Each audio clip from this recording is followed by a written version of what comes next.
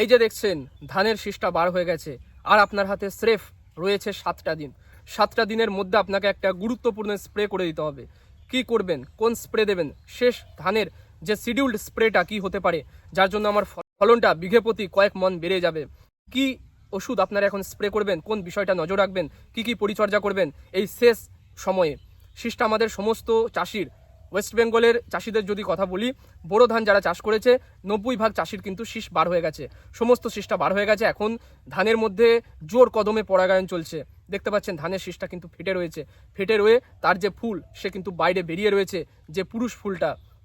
এবং এখানে হাওয়ার মাধ্যমে কিন্তু পরাগায়ন হবে এবং পরাগায়ন হওয়ার পরে এই ধানের মুখটা কিন্তু ধীরে ধীরে বন্ধ হয়ে যাবে। বন্ধ হওয়ার পরে তার ভিতরে ধানের যে খোলা, সে তার ভিতরে কিন্তু দুগ্ধ গঠন শুরু হবে। দুগ্ধ গঠন শুরু হওয়ার পরে ধানটা পরিণত হবে এবং শক্ত হয়ে চাল গঠন হবে। তো এই প্রসেসটার মধ্যে আমাদের যদি একটা স্প্রে আমরা দিতে পারি, প্রসেসটা দ্রুত হবে, প্রসেসটা দারুণভাবে হবে এবং ধানের চিটা হবে না, ধানটা দারুণভাবে কিন্তু ফলনে বেড়ে যাবে, ওজনে বেড়ে যাবে। তো কি স্প্রে আমরা এই সময় করব, আজকে আপনাদেরকে সেটা আলোচনা করব।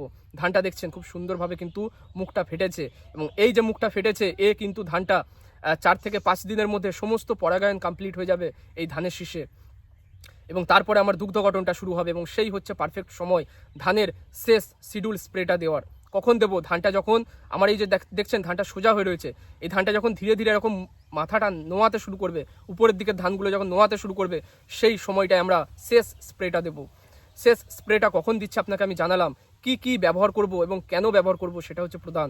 আমি যদি বলে দিই আপনাকে যে এই ওষুধ ব্যবহার করে দিন, আমি কিন্তু আপনাদেরকে 1 মিনিটের মধ্যে সেটা বলে বেরিয়ে যেতে পারি, কিন্তু সেটাই কোনো লাভ হবে না। আপনাদের প্রয়োজন বুঝে যেটা আগে দিয়েছেন সেটা এখন দেবেন না, যেটা আগে দেননি সেটা এখন দিতে হবে। এই বিষয়গুলো আপনাদেরকে ভেঙে আজকে আপনাদের সামনে রাখছি। সম্পূর্ণ ভিডিওটা দেখবেন, চাষি বন্ধুদের মধ্যে শেয়ার করবেন। আর এগ্রি ট্যাকটিক্স চ্যানেলে যদি প্রথমবার এসে থাকেন চাষবাস সম্পর্কিত ভিডিওগুলো দেখার জন্য চ্যানেলটা অবশ্যই সাবস্ক্রাইব করবেন। সাবস্ক্রাইব করে কোনো পয়সা লাগে না, ফ্রিতে সাবস্ক্রাইব করা যায়। সাবস্ক্রাইব করবেন পরবর্তীকালে ভিডিওগুলো দেখার জন্য। আসুন শুরু করি। তো ধানের সমস্ত শীষটা বের হয়ে যাওয়ার পরে শেষ স্প্রেটা আমরা প্রথম যে উপাদানটা ব্যবহার করব সেটা হচ্ছে 0050 0050 কুইক পটাশ। আমরা সকলেই চিনি সলিবেল পটাশ বা কুইক পটাশ নামে। এই যে দেখছেন আমার কাছে রয়েছে, আমি নিজে ব্যবহার করেছি। এই যে কুইক পটাশ, ধানের শীষটা যখনই এরকম নিচের দিকে ঝুঁকতে শুরু করবে তার আগে ব্যবহার করে ফেলবো আমরা। কুইক পটাশ ব্যবহার করলে কি উপকার আসে, পটাশ যেহেতু, পটাশের যে কাজগুলো রয়েছে, গাছকে শক্ত করা, ধানের রং চকচকে করা, ধানটাকে কিন্তু ওজনে বাড়িয়ে দেওয়া, ধানের দুগ্ধ গঠন প্রক্রিয়াটাকে ঠিকঠাকভাবে ত্বরান্বিত করা, ধানের চাল গঠনটা ঠিক করা, চিটার পরিমাণ কমানো, বিভিন্ন ব্লাস্ট বা রোগগুলো যেগুলো রয়েছে, পটাশের পরিমাণ বেশি থাকলে, পটাশের সেখানে প্রয়োগ পড়লে সেই রোগগুলো কিন্তু হয় না, ধানের রোগ প্রতিরোধ ক্ষমতা বেড়ে যায়, পতাকা পাতাটা দীর্ঘদিন আপনার সবুজ থাকে। এই যে কুইক পটাশ কতটা ব্যবহার করবেন, কুইক পটাশ আপনারা ব্যারেলে 60 থেকে 75 গ্রাম অবধি ব্যবহার করবেন, যাদের 15 বা 16 লিটারের ড্রাম রয়েছে। অর্থাৎ আমি যদি ভেঙে বলি আপনাকে, প্রতি লিটার জলে 4 থেকে 5 গ্রাম অবধি দেওয়া যায়। 5 গ্রাম হচ্ছে ম্যাক্সিমাম ডোজ।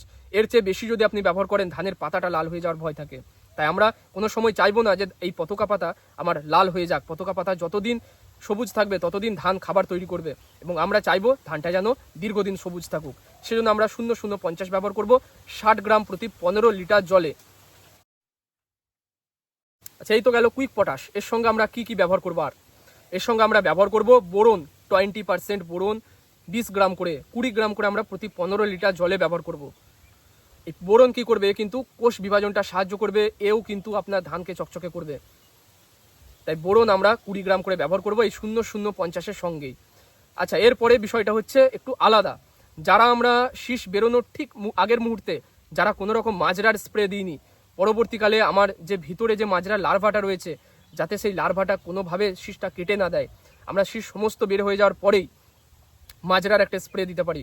মাজরার ভালো স্প্রের মধ্যে ভাইগো রয়েছে, কাটাপ রয়েছে, 505 রয়েছে, বাইফেনথ্রিন রয়েছে, নানা রকম টেকনিক্যাল রয়েছে, আপনার হচ্ছে ক্লোরঅ্যান্টি নিলিপ্রোল রয়েছে, টেট্রা নিলিপ্রোল রয়েছে, নানা রকম টেকনিক্যাল। যে কোনো একটা আমরা ব্যবহার করতে পারি সমস্ত শীষ বেরিয়ে যাবার পরে। কারা ব্যবহার করব, যারা আমরা শীষ বেরোনোর মুহূর্তে কোনো মাজরার স্প্রে দিইনি তারা ব্যবহার করবো। যারা আমরা শীষ বেরোনোর সময় মাজরার স্প্রে দিয়েছি, অর্থাৎ কাজ ধরে মাজরা স্প্রে করেছি, তারা আমরা এখন আর কোনো মাজরার ওষুধ এর সঙ্গে ব্যবহার করব না, প্রয়োজন নেই। এটা গেল মাজরার বিষয়টা, কারা দিচ্ছি কারা দিচ্ছি না। এরপরে হচ্ছে ছত্রাকনাশক। এই সময় ধানে কিন্তু পাতাটা দীর্ঘদিন সবুজ রাখার জন্য, পাতায় যাতে ব্লাস্ট রোগ না আসে, পাতায় যাতে বিএলবি না ধরে, পাতার মধ্যে যেন দীর্ঘদিন খাবার তৈরি হয়, এবং ধানের শীষের মধ্যে যেন নেক ব্লাস্ট, পেনিকেল ব্লাস্ট অথবা চিটা না হয়, সেজন্য আমরা যারা শীষ বেরোনোর ঠিক আগের মুহূর্তে যে স্প্রেটার কথা আপনাদের বলেছিলাম, আমি বলেছিলাম আপনারা নেটিভো বা অ্যামিস্টার টপ ব্যবহার করবেন।